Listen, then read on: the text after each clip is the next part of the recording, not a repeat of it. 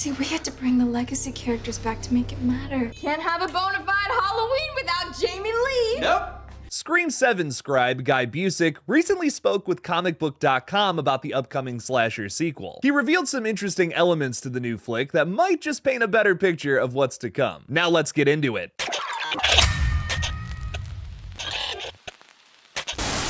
Hey everybody, I'm Killjoy Jake, and instead of having friends, I have horror movies. Just a bit of recap before we get into today's update, and I'm gonna try to do this quickly for the folks who have heard me say this like 100 times now.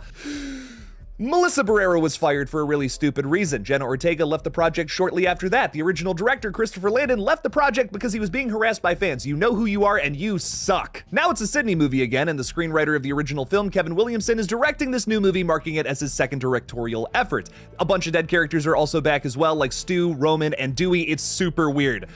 Okay. Now you're caught up. Diving right into this though, Guy Busick just did an interview with comicbook.com giving us our biggest update on Scream 7 in a while. He offered up something about Scream 7 that made for a major aha moment when I read it, and I think I know what Scream 7 is going to be touching on regarding its commentary. So let's break it down. First off, Guy credits writer James Vanderbilt on bringing in the Meeks Martin twins into this story, saying, "I believe it was James that came up with it. I don't want to spoil anything, but I will say it's through Gail. She's the connective tissue in 5 and 6, and she's in this. New York was obviously a big part of that. She bonded with those four, and there's a reason why these two come to this town where the action is happening." I think after Jasmine Savoy Brown and Mason Gooding were both cast in this flick, we sort of kind of knew that that's how they would be brought into this, through Gail. I'm sure the twins are also here to explain where the Carpenter sisters are, someplace safe, I hope. Busick also states that the film is roughly set 2 years after the events of Scream 6, just in case anyone was curious. This is no Saw sequel where it's gonna take place at the same time as the last film.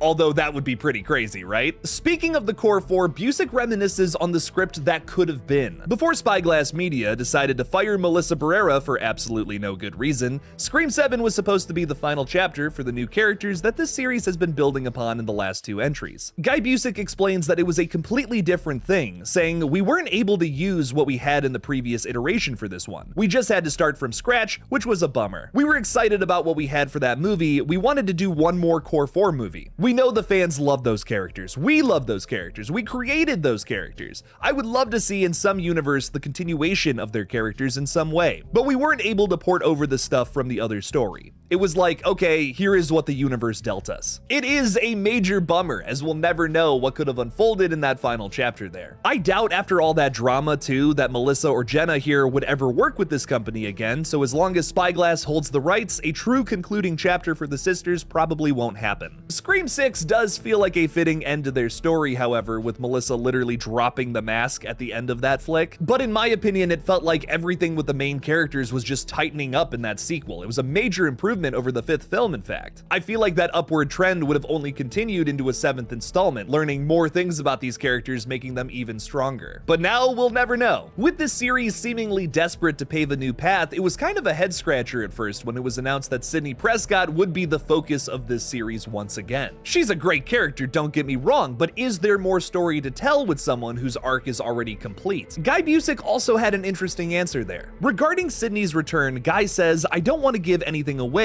about the reason Scream 7 had to be a Sidney movie, because there's a really cool reason. In all these movies, you have to ask, why now? What is the thing Scream is commenting on now? Scream is always in a conversation with the audience about the state of movies, the state of horror movies, and in particular franchises." Guy's not exactly keeping it too secretive here, because I feel like it's fairly obvious what the 7th installment is going to be hitting on based on all of the public updates.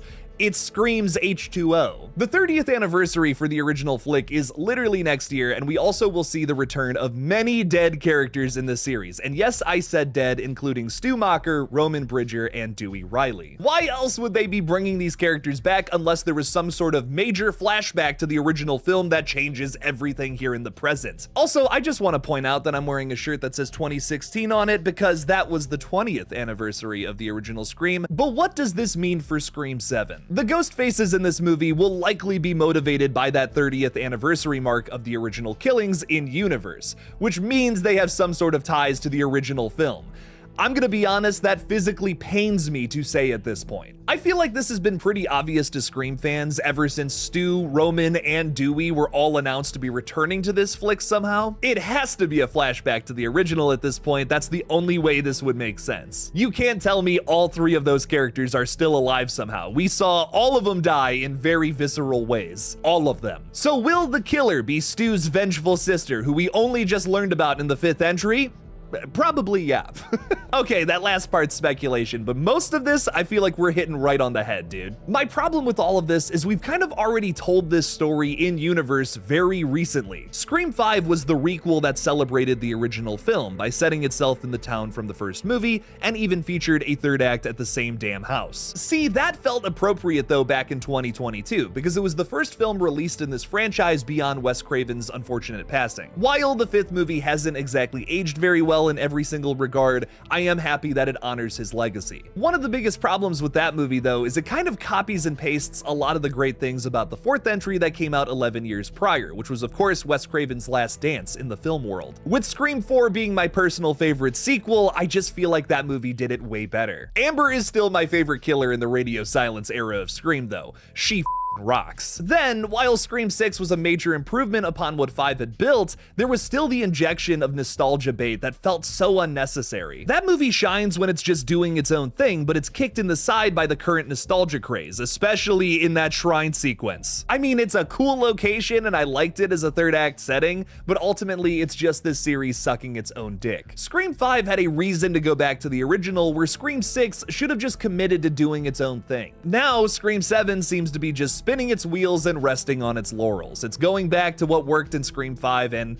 essentially Scream 4. Look, this series has always been mainstream and popular, and it's doing what most mainstream and popular franchises tend to do.